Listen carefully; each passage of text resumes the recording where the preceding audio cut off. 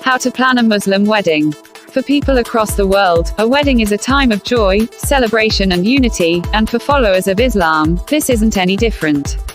While there are obviously some differences between a Muslim wedding and other religious or non-religious ceremonies, culture and personal preference still play a pivotal role in what happens on the big day, or days.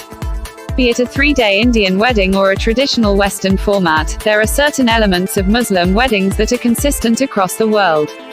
This step-by-step guide by modern Muslim fashion brand Abayabath shares tips for planning your traditional Muslim wedding, from the ceremony to special customs and outfit.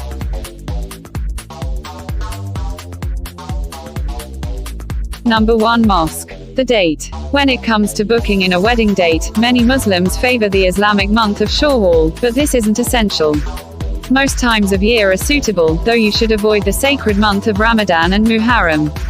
This means you're free to organize your wedding for your favorite time of year, whether that be a blissful summer wedding or a cozy winter affair.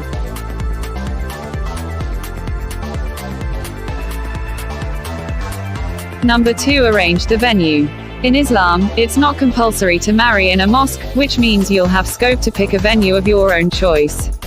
Whether you'd like an intimate setting with just your closest family by your side, or a larger venue to accommodate a wider circle of friends, the decision is yours as to where you want the ceremony and celebrations to take place. After the ceremony itself there will be a walima, which is usually a meal where guests can celebrate the occasion, though this can be anything from large-scale festivities to a pared-back and quiet gathering. When it comes to the walima, you should think about the food you would like served. In many cultures, it's members of the family who provide the food and drink on the day, and what you serve is entirely personal preference. Local fare is often provided at modern Muslim weddings, and usually includes sheep, goat or alternative meats such as chicken or fish. Again, specifics vary depending on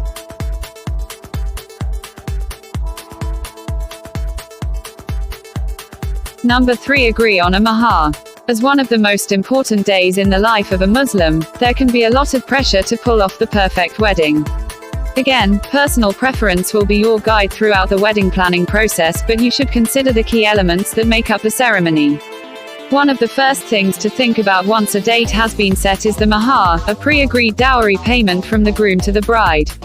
Agreeing on a suitable mahar is something usually discussed privately between the bride's and groom's families, and can be anything within the groom's financial means. From a lavish piece of jewelry to an item of clothing or a simple payment of money, making this decision well ahead of time will ensure the groom has plenty of time to prepare before the big day.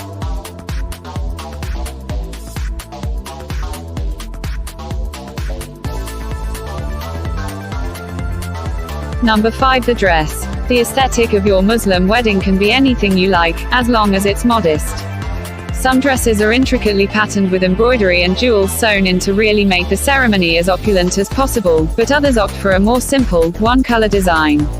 As Islam is an incredibly diverse religion, no two Islamic cultures are the same. If your wedding is cross-cultural, then even better, as the best and most beautiful aspects from your respective cultures can be combined to make a ceremony that is a perfect blend of the bride and groom's personalities.